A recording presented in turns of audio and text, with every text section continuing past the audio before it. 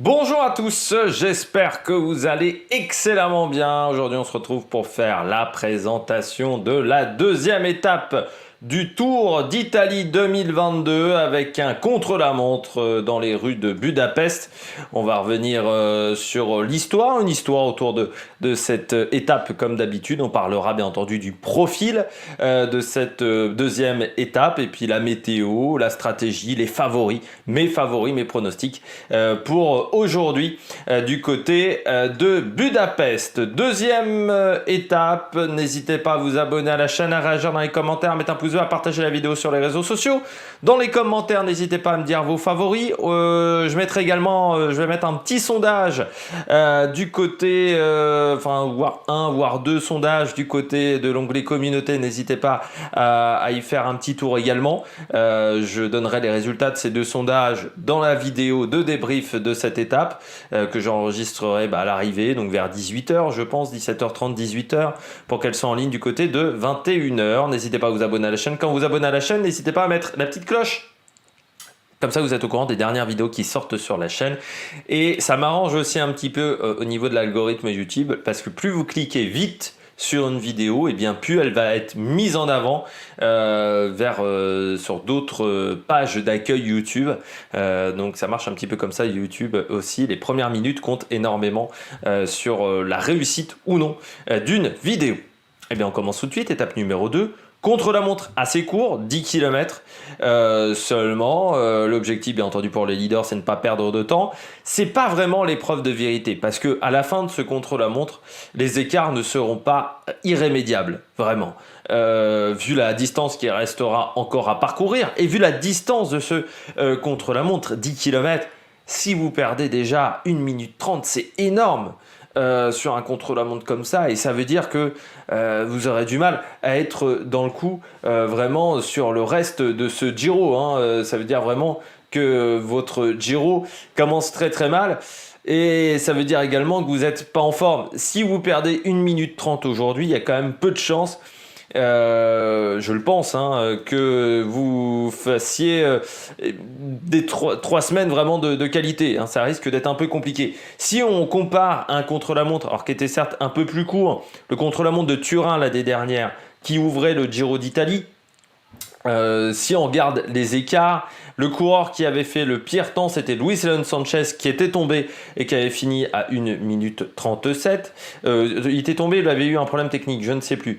Mais par exemple, Dombrovski, qui n'avait pas fait un gros chrono, 139e, avait fini à 1,09. Romain Bardet avait fini à une cinquantaine de secondes, il avait fini à 52 secondes, 91e. Donc on peut se dire peut-être 1 minute 10, mais ça serait déjà des gros écarts. Et donc c'est totalement rattrapable sur les étapes suivantes, peut-être dès l'Etna, mais au Blockhaus, vous pouvez déjà rattraper cet écart-là à la fin de cette première semaine. Donc, il y aura peut-être moins de pression pour beaucoup de coureurs sur cette étape. Dénivelé positif, 81 mètres, je pense sans me tromper que c'est l'étape avec le moins de dénivelé positif sur ce Giro 2021, mais il faut rappeler qu'il n'y a que 10 km, donc forcément 81 mètres sur 10 km, ça veut dire qu'il y a une bosse dans le final. Du côté du profil, on le regarde tout de suite, 10 km. Entre Budapest et Budapest, on va notamment traverser le pont, parce que je rappelle que Budapest, il y a d'un côté la ville de Buda et de l'autre côté la ville de Pest, qui se sont réunis. Alors je ne sais plus quand ça s'est fait, peut-être au Moyen-Âge, peut-être après. Et donc il y a un pont, donc d'un côté vous avez Buda, de l'autre vous avez Pest. Sauf que, grosso modo, aujourd'hui ce sont des quartiers et que la ville s'appelle Budapest. Budapest à Budapest, 1 km 3 de montée dans le final, 4,7% de 4e catégorie. Particularité également, le seul point intermédiaire qu'on aura, ça sera sur le Ponti Utka, donc ça sera au bout de 8 km de course, donc quasiment dans le final. Donc ça sera très dur de savoir quelle est son allure avec les temps intermédiaires qui seront affichés à la télévision. Il faudra attendre, il faudra que les équipes prennent vraiment des points intermédiaires, ce qui ne va pas être si facile que ça, surtout si vous avez des coureurs qui partent extrêmement proches, ce qui peut arriver de un contre-la-montre le deuxième jour. Vous voyez donc la cote finale, 1,3 km à 4,7%. C'est le pied, les 500 premiers mètres qui sont compliqués à 7,2%. Après, c'est beaucoup plus roulant. Faire attention également, on est quand même sur un contre-la-montre en ville, c'est-à-dire c'est pas le plus technique au monde, mais ça reste un contre-la-montre en ville. Et il faudra faire attention. Dans le dernier kilomètre, on a un virage à angle droit et 2 épingles, la dernière étant assez ouverte. Il y a aussi des pavés dans le final de cette étape. Donc, je ne sais pas si ce sont des pavés à l'italienne, c'est-à-dire plutôt des gros pavés, ou des pavés à la française ou à la belge, c'est-à-dire plutôt des petits pavés, ce qui peut être difficile à gérer avec un vélo de chrono, ou qui n'est pas vraiment le temple du confort. Eh bien, on a tout dit sur cette étape. On va parler de l'histoire. Et pour l'histoire, aujourd'hui c'était un petit peu compliqué. On est en Hongrie, le Giro n'a jamais fait escale en Hongrie. Et j'ai décidé de faire un petit peu, de déroger, on va dire, un petit peu à ma règle. Aujourd'hui, on ne va pas parler d'une étape historique du Giro. On va plutôt parler d'un coureur, un coureur hongrois qui est né à Budapest, peut-être le plus français des coureurs hongrois. On va parler de Laszlo Bodrogi. En plus, c'est un joueur de contre-la-montre qui était la grande spécialité de Laszlo Bodrogi. Pourquoi je dis que c'est le plus français des Hongrois? Parce que il a eu la nationalité hongroise jusqu'en 2009, puis ensuite la nationalité française. Et il faut savoir que il a vécu en fait toute sa jeunesse, une partie de son adolescence en France, quand son père, qui était médecin, est venu s'installer du côté de Besançon. Il a couru à l'AC Besançon, à l'AC Byzantine, ça me rappelle un certain Thibaut Pinot, je crois, qui a également roulé dans cette équipe. Et puis il a également roulé au CC Etup en 99 avant de devenir professionnel. Dans sa carrière, il a été stagiaire chez Festina en 97, puis stagiaire chez Aubert 93, qui à l'époque était Saint-Quentin Octos MBK.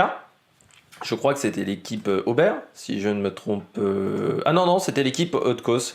Non, c'était pas l'équipe Aubert, pardon. J'ai dit une petite bêtise. C'était une équipe qui était donc du côté de Saint-Quentin, je pense, dans l'Aisne.